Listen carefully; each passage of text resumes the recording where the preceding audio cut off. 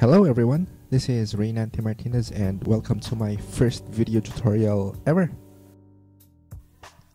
In this video, I will be showing you how I created the final look and feel on one of the rendered images from Project Looks Escape via Blender's compositing nodes. So without further ado, let's get started. Before we get our feet wet though, there are a few requirements that we need to be aware of. First and foremost, of course, we need an image to compose it, and in our case here, the render from Project Looks Escape. Next is, we should also be able to determine the dimensions of the image that we are going to compose it. Usually, we could check this by right-clicking on the image, then under the Properties option, you could check the size. Next is, we should at least have Blender 2.65 and up. So we could go to blender.org, then under the download section, you could check there the latest stable release of Blender.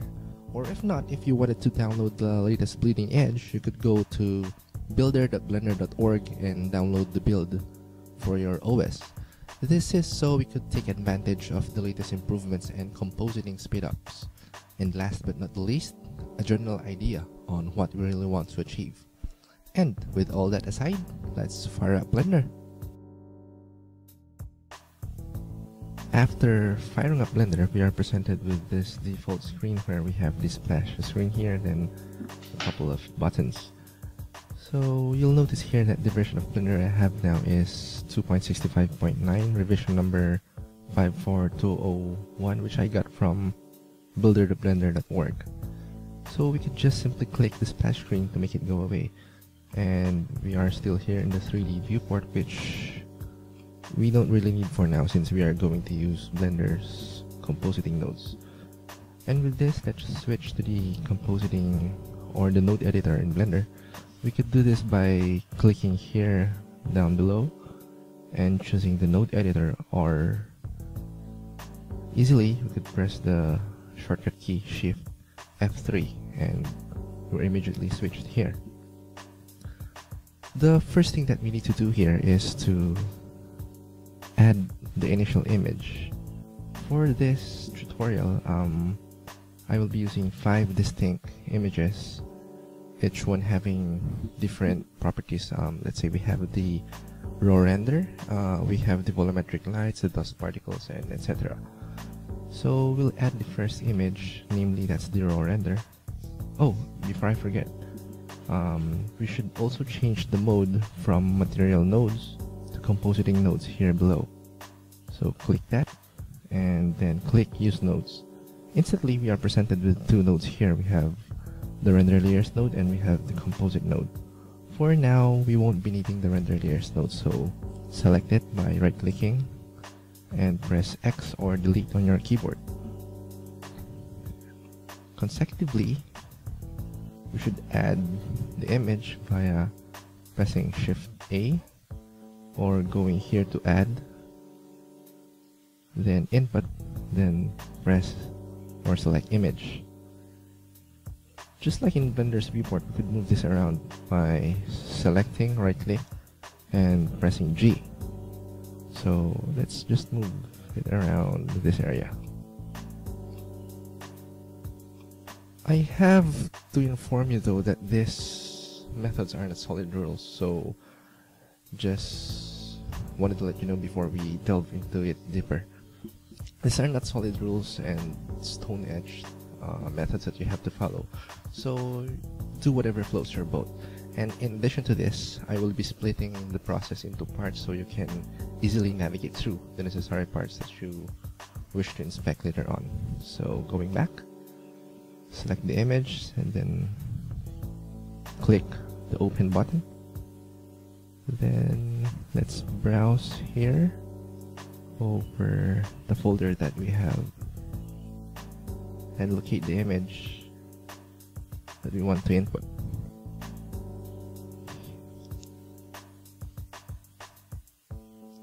So here in this case I will be selecting, it should be titled looks room, not likes room, sorry about that. So looks room raw.exr.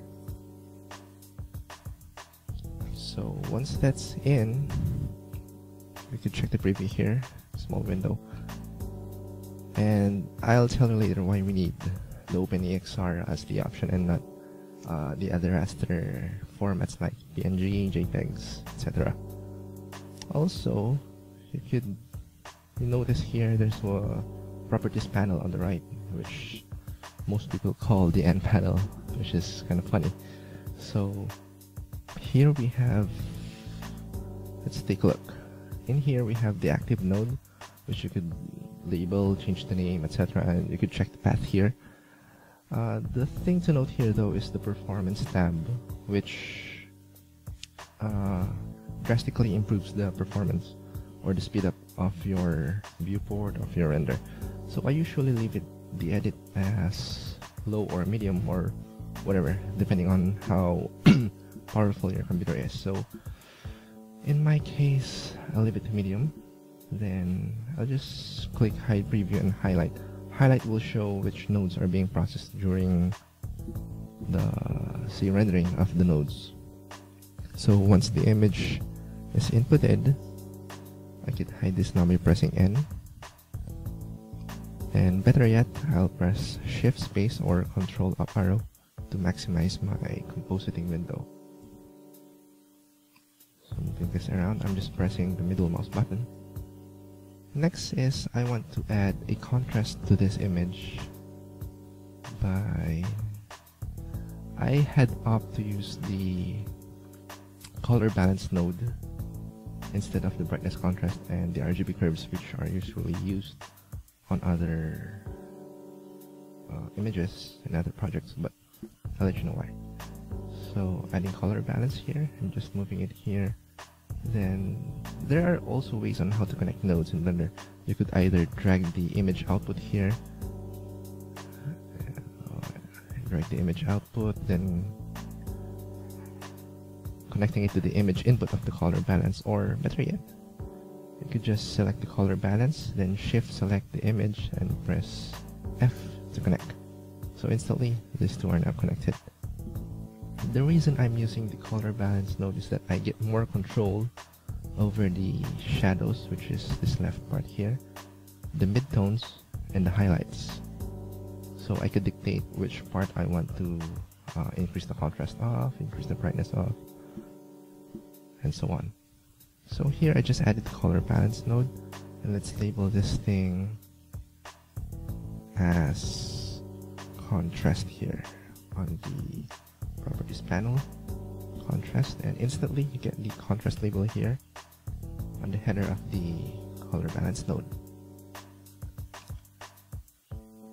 However, you'll notice that we're not seeing any results now. This is because we don't have any viewer node yet, or we have the backtrap disabled. So let's just enable the backtrap. And to add a viewer node, instantly you could just press Ctrl Shift and left click on the contrast node, or if you wish, you could press Shift A, output, then viewer. So move this around here. And there's also one technique I wanted to share with you, which Sebastian Cooney shared with me before during our project in, I think that's the 48-hour film project. So whatever node you have selected, you could just hold the Control and Shift buttons on your keyboard and pressing left click. Quite nifty tool, method I must say. So Control Shift left click here connects the viewer node to the contrast node. If you want to connect the viewer node to the image node, just press Control Shift and left click. So it alternatively pops in the viewer node to the active node. So proceeding with the contrast node selected, we just need to somehow enhance the contrast here. So for the shadows part, let's bring it down a bit. Oops, it's a little bit too much. So just a tad bit, I think. Then the highlights, let's bring it up just a little bit. I think I overdid the shadow. Oops. Okay, that will do for now. So we'll make adjustments as we go on. Next is we add another color balance node, which will be used as a colorizing node to sum it up. So let's press Shift A and click color, then color balance node. Then just move this around into the middle here until you see the line highlighted, which is a cool new feature in Blender now, which isn't present in, I think, 2.64 and the older versions. So yeah, thanks for that cool new feature. So here, our aim here is to just colorize the image as more nightish or bluish, so to speak. So on the shadows part, let's add a tint of blue. Right now though, the backdrop image is not seen very well since these nodes are obscuring my view. So what we have to do here is just press Alt V. V to zoom it out. And I think that's better. So we adjusted the shadows part to be a little bit tinted with blue. Then now is the midtones. Let's just give it a little blue boost too. You can see we're getting more of the nightish look now.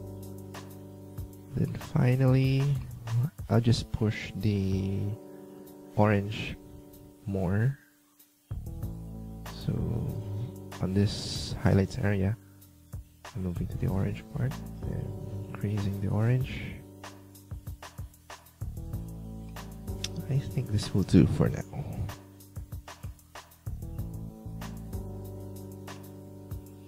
Okay. Next thing is to add another image input, which will be the holder for our dust particles.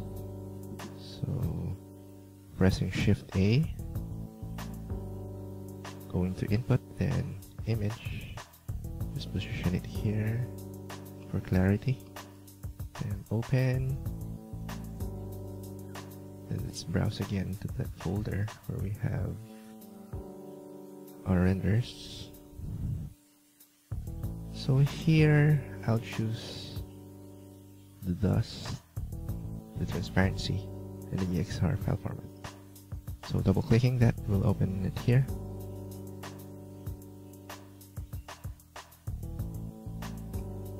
Okay. We actually don't need to do any color correction on that dust image, so we could simply now hook an alpha over node, by pressing Shift A, going to color, then alpha over node. Move this over here to connect it.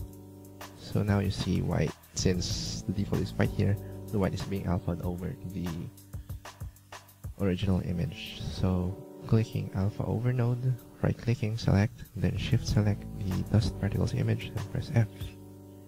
So we see here the effect that it's having now. So the dust particles, which has a transparency, is being overlaid or alpha over to the original image.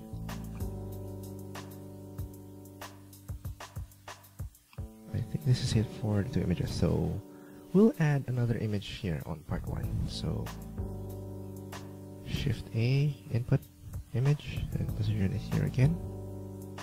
Then open the image. I wonder why it keeps going here. Doesn't remember my last path.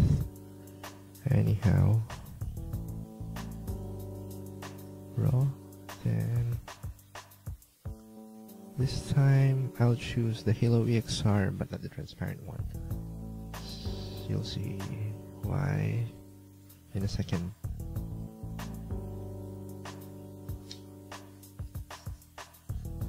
Okay. If we do a Control Shift and left click on the Halo image here, we can see that this is the render that we had. I have to thank Daniel Kreuter for this tip, since this is actually isn't a cycles render, but it's is actually a render from Blender internal, then it will be composited over later here with the cycles render. So that's quite a neat trick, and I will link you below later on where to check that tutorial by Daniel Carter. One of the comments I got when I submitted the initial render of LuxEscape was that the light beam was either too blue or too white, but then we wanted it a bit having a purplish and pinkish tint, so I resolved that by adding RGB curves. Looking here, we add a color, then RGB curves node, and connecting it here, just beside the halo image. So here, we just have to play with the settings a little bit. What worked for me though was to boost the C channel here, or I think this is the contrast channel, up a bit here to make it brighter.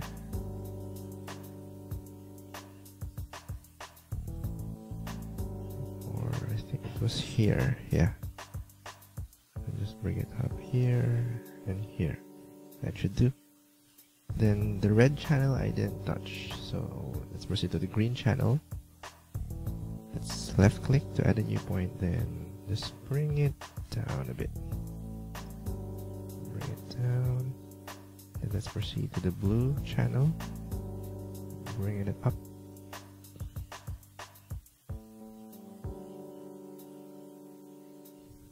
Let's tweak the green channel a bit. I think this will do for now.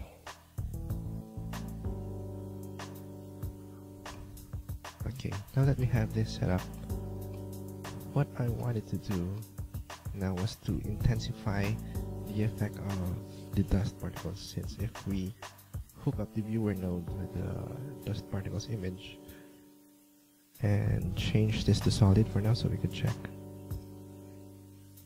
Here's how it looks. However, I wanted only to see the part where the beam touches the dust particles right around this area here. However, we'll use the totality of these dust particles later on. And sorry about the quality of the dust particles here. It was only rendered with low samples, I think. Yeah. So to achieve that effect that I mentioned a while back, let's just add a, I think it's color. Yeah, color, then mix node. Then hook it up here.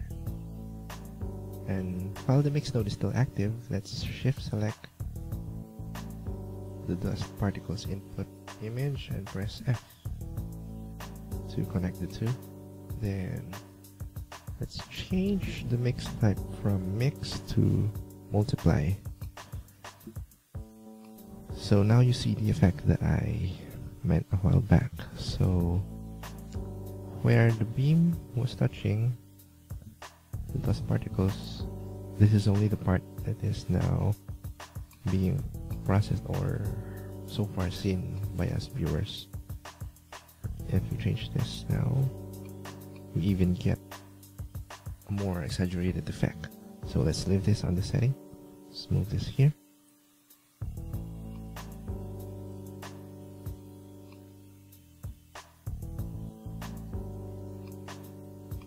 And finally, for this first part, we'll now connect the dust particles, the halo image, and the raw render together. So we do this by adding another mix node, color, then mix. Then we'll change this to screen. Then shift select the alpha over node, pressing F. Then selecting the screen node again. Then selecting the multiply node from a while back, then pressing F. Then we don't actually need to select the viewer node and select the screen here. We could just simply press Ctrl Shift and left click. This one.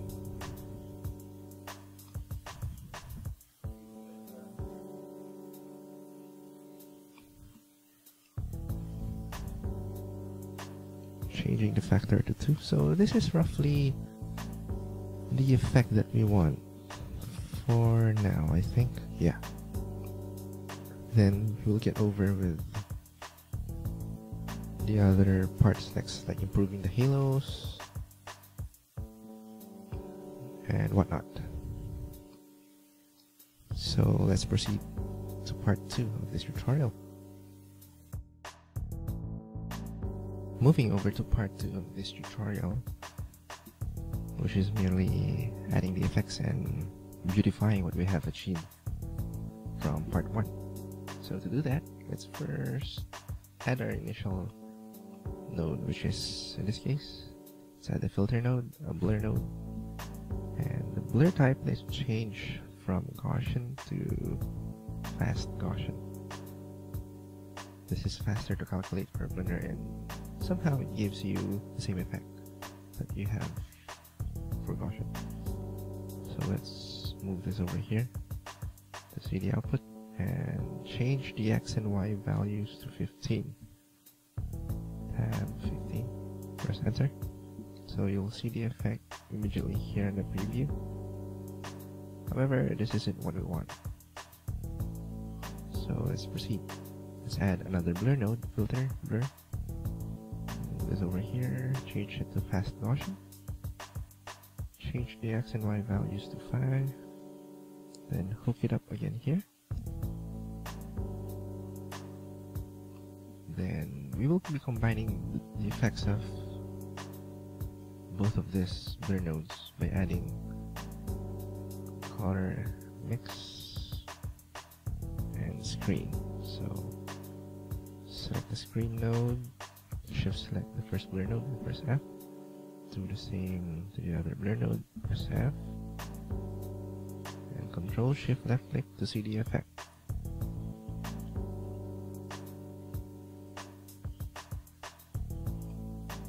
Somehow we're getting this odd value clipping here, so let's lower down our value. 0.6. And let's change the order here. Way better. So we're almost done here. There are just a few things left to do, like combining the original image with this effects that we have. So let's add another mix node, changing it to screen, moving it here to connect it automatically. So with the screen node selected, let's shift select the alpha over node and press F.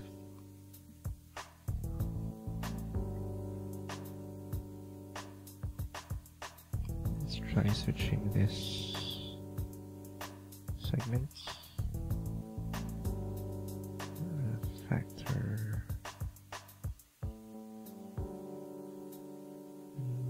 I think not.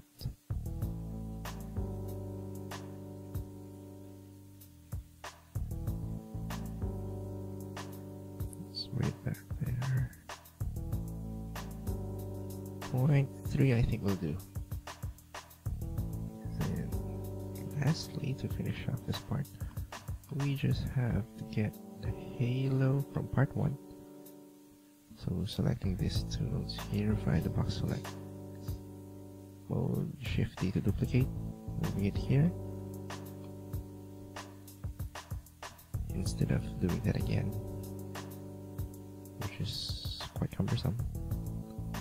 So in essence, we're just gonna connect these two nodes together. So add color node, mix node, connect it here, change the type to screen. This isn't the effect we want though, I'm sure. So we're gonna lower down the factor until we get satisfied with the results.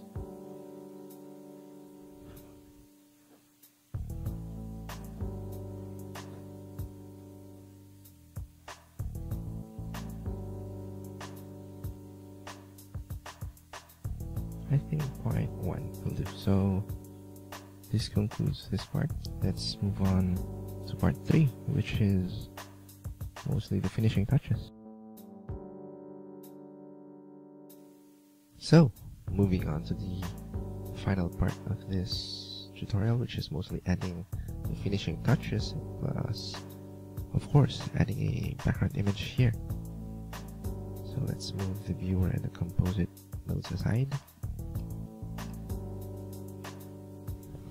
Firstly, we need to add an image node which will serve as our background image. And let's browse.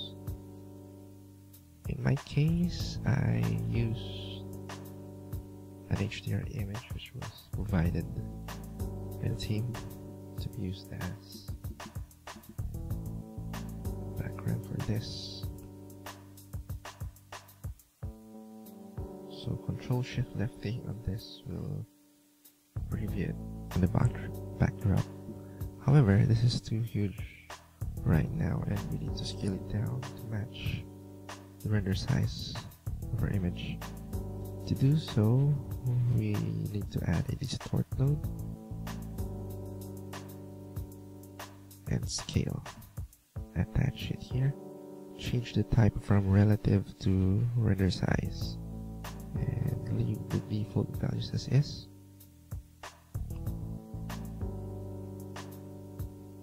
Then next thing is we need to add an RGB curve just so we could simulate the overexposure effect that we get behind the window. So I'll just boost the contrast and brightness up, not too much though. I think that will do. Okay, that's it for the background image. Now we need to add a few stars in there. What I did was to add an image of fireworks.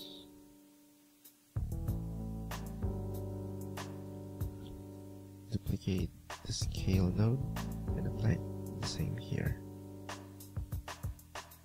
So now if we connect a mix node with type screen, you'll notice this effect here that we have for our preview. However, there are quite a number of stars below and we want those to be seen on the image above. So to do that, we'll add a distort node and translate, then connect it here.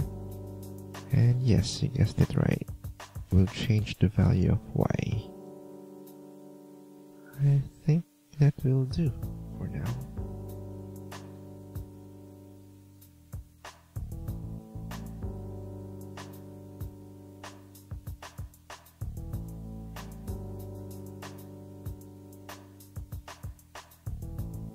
Okay, then after this, we'll just need to do a little bit of coloring for the sky. Not much though. Then finally, a slight blur to simulate the depth of field effect we would rather get if this was part of the final render image.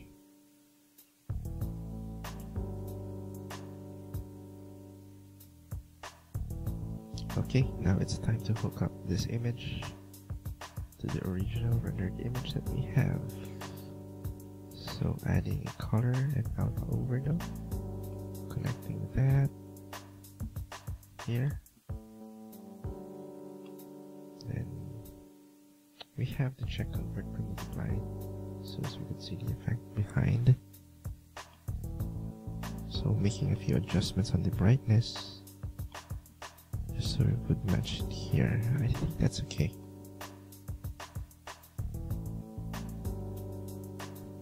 Then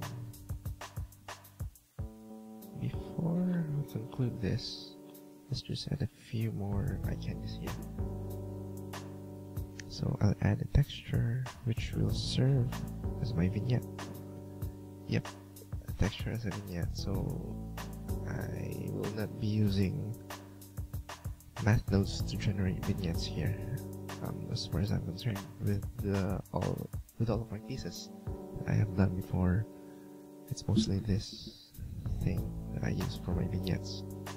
The reason is that I get more flexibility over the fall of the sharpness and whatnot. So let's hook it here via alpha over node. However, this is too much though. It's like peeping through a hole, which we don't want. So let's scale it. X value to 0.4, 0.4. Yep, I think that should be good. And finally, to conclude, let's add color balance node. Just to colorize everything a tad bit.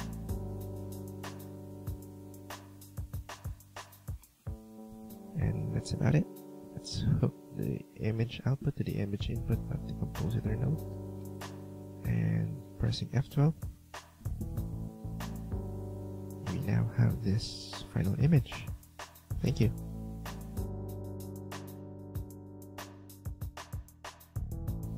To sum it up, we learned how to composite dust particles. We also learned how to composite the pseudo halo lights, which we have rendered from render internal, then combine it with the cycles renders. And finally, we learned how to color grade and increase the contrast of certain images via the color balance node. And we also learned a few things here and there.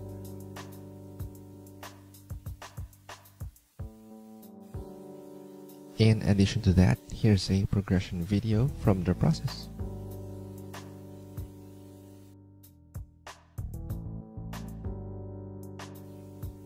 If you have any comments and suggestions, please feel free to write it below or write me an email at rainantem@gmail.com. And also, please visit the link shown on your screen right now. Thank you so much for watching.